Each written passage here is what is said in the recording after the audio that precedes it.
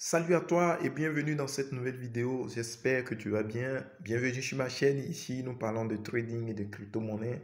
Donc, si cela t'intéresse, je t'invite déjà à t'abonner à la chaîne et activer aussi la cloche de notification.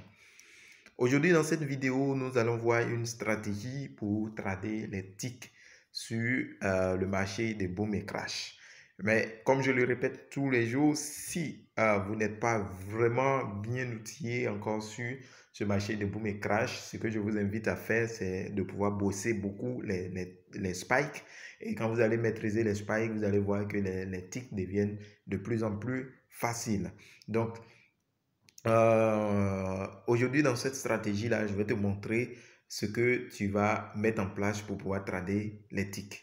Il y a certaines personnes qui m'ont demandé plusieurs fois de faire des vidéos sur comment trader les ticks. Donc, comme j'ai fait plusieurs vidéos sur les spikes, je vais faire maintenant quelques vidéos sur les ticks. Pour ceux qui maîtrisent déjà les spikes, vous allez voir que les ticks deviennent de plus en plus faciles. Mais je vous invite à bosser d'abord les spikes et par la suite, vous allez bosser les ticks. Vous allez voir que le marché sera vraiment aisé pour vous. Donc, aujourd'hui, vous voyez que j'ai deux moyennes mobiles ici et je vais vous montrer comment j'utilise ces deux moyennes mobiles. Et dans un second temps, je vais vous montrer la configuration de ces deux moyennes mobiles. Donc, restez jusqu'à la fin de la vidéo pour voir la configuration, les paramètres des deux moyennes mobiles pour pouvoir donc les appliquer. Mais je vais vous montrer dans un premier temps comment je les utilise et dans un second temps comment je les configure. Donc, sans plus tarder, je vais vous montrer. J'utilise le croisement de ces deux moyennes mobiles. Vous voyez qu'ici, on a eu un croisement entre la moyenne mobile rose et la moyenne mobile noire. La moyenne mobile orange, s'il vous plaît, la moyenne mobile orange et la moyenne mobile noire. Il y a une coupure et qu'est-ce qui s'est passé? Vous avez vu que les deux moyennes mobiles ont eu la tête carrément baissée. Et qu'est-ce qu'on a vu? Les ticks ont commencé déjà à partir. D'accord. Ici également, on a vu ce croisement et les deux têtes se sont baissées comme ça et on a eu tout ça. Ici également, vous voyez croisement, les deux têtes sont bien baissées et on a ça. Donc, on va backtester ensemble. Donc, ici, si vous remarquez, il y a eu croisement, il y a eu donc une chute. Voilà, mais avec des spikes au milieu, mais quand même, c'est descendu. Ici également, donc quand la tendance va commencer, il y aura toujours ce croisement que vous allez rencontrer. Voilà, donc ici, et on descend. Donc, c'est pourquoi je vous ai dit d'abord maîtriser les spikes. Vous voyez, si vous maîtrisez les spikes, vous saurez à quel moment ces configurations-là sont plus efficaces. Voilà. Mais ce que je peux vous conseiller, soyez dans une tendance qui respecte donc ce mouvement-là. Voilà. Soyez dans une tendance. Si vous voulez prendre des ticks à la baisse, soyez dans une tendance baissière. Ne soyez pas dans une tendance haussière pour chercher donc des ticks. Soyez dans une tendance donc baissière. Surtout, ce que je vous conseille, soyez dans une tendance baissière, par exemple en H1. Voilà. Vous voyez que vous êtes bien en tendance baissière en H1. Là, comme ça, quand vous venez en M1 pour pouvoir trader comme ça, vous n'avez pas de souci. Mais si en H1, vous voyez que la tendance est haussière, ne cherchez pas à trader les ticks. Voilà. Ça, c'est le plus grand secret que je peux vous donner. Voilà. Donc, si vous vérifiez le H1 et que vous êtes à la baisse, toutefois que vous voyez ces croisements-là, voilà, entre ces deux moyennes mobiles. Donc, restez jusqu'à la fin pour que je puisse vous donner donc la moyenne mobile. Mais on va d'abord backtester. Une fois qu'on a backtesté, je vais vous donner... maintenant, vous allez me demander à quel moment il faut sortir du marché. Je pourrais vous dire au moment où vous voyez un autre croisement dans le sens contraire en fait. Quand il y a un autre croisement dans le sens contraire, si vous voyez que vous sortez du marché. Voilà. Quand on vient à avoir ça, vous sortez du marché. Mais il est prudent aussi de sortir un peu plus tôt avant d'avoir ces spikes là. Voilà. Donc, quand vous tradez les ticks, ne soyez pas trop gourmand. Voilà. Ne soyez pas trop gourmand. Une fois que vous gagnez un peu, vous devez sortir. Voilà, on va partir par exemple sur le crash 1000. Voilà, on a fait sur le boom. Voilà, vous allez voir que sur le crash, voilà, c'est exactement la même chose. Vous voyez ici, on a un bon croisement, on a ce mouvement-là. Voilà, ici, on a un bon croisement, on a ce mouvement. Voilà. Donc, si je suis sur les crashs, puisque je trade dans les ticks, je dois attendre que la stratégie, c'est-à-dire en H1, je sois à la hausse. Voilà. Pour pouvoir donc trader et gagner. Voilà. Donc, vous allez voir qu'à chaque fois qu'on a ça, c'est de fortes tendances. C'est de fortes tendances qu'on a. Voilà. Ces croisements-là, c'est de fortes tendances en fait.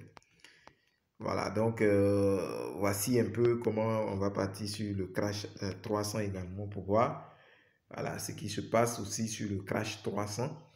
Voilà, voici, on est sur le crash 300. Vous voyez que ici, on est dans une tendance fortement baissière. Donc, avec ça, on ne peut pas trader. Donc, on ne peut pas trader des ticks. Voilà, on ne peut pas parce que ça fait un long moment qu'on est sur une tendance fortement baissière. Donc, on va chercher des tendances de hausse.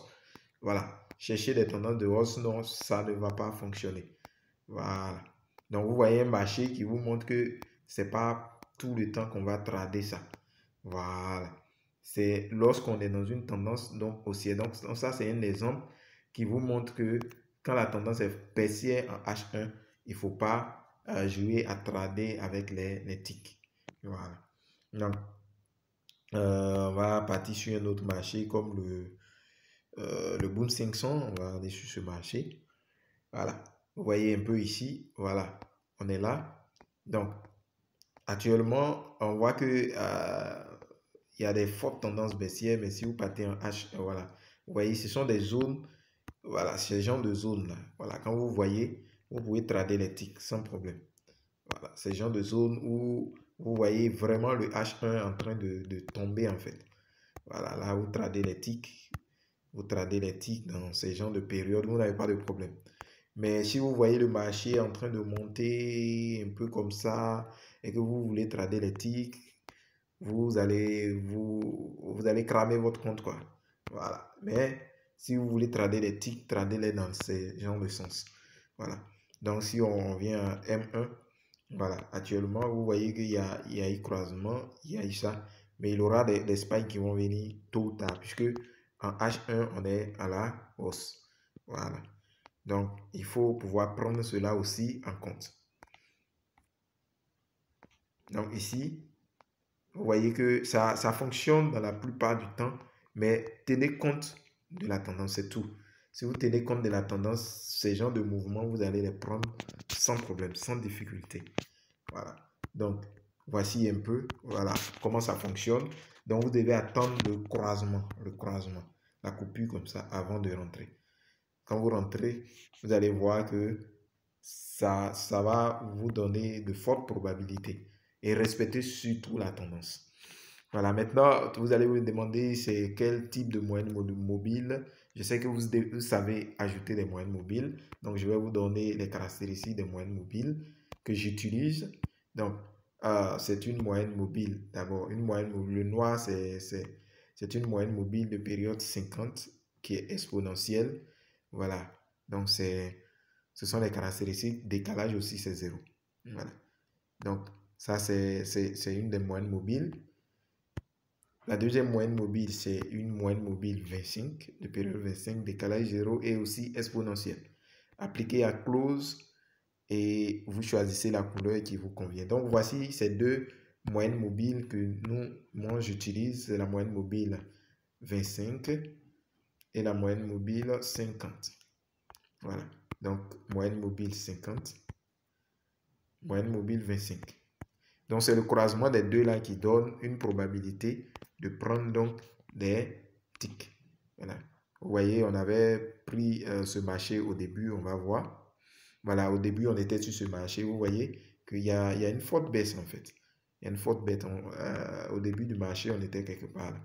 De la vidéo, on était quelque part ici. Mais voici une forte baisse. Voilà. Donc, si vous backtestez, vous couplez avec la tendance H1, vous n'aurez pas de problème. Voilà, ne tradez pas contre la tendance H1. Voilà, donc voici ce que je voulais vous montrer dans la vidéo. Certaines personnes qui ont demandé sur les tics, voici une vidéo sur les tics. Je ferai aussi d'autres vidéos encore, donc ne manquez pas de vous abonner et de liker aussi la vidéo, liker la vidéo. Donc sur ce, on se dit à très bientôt pour une nouvelle vidéo.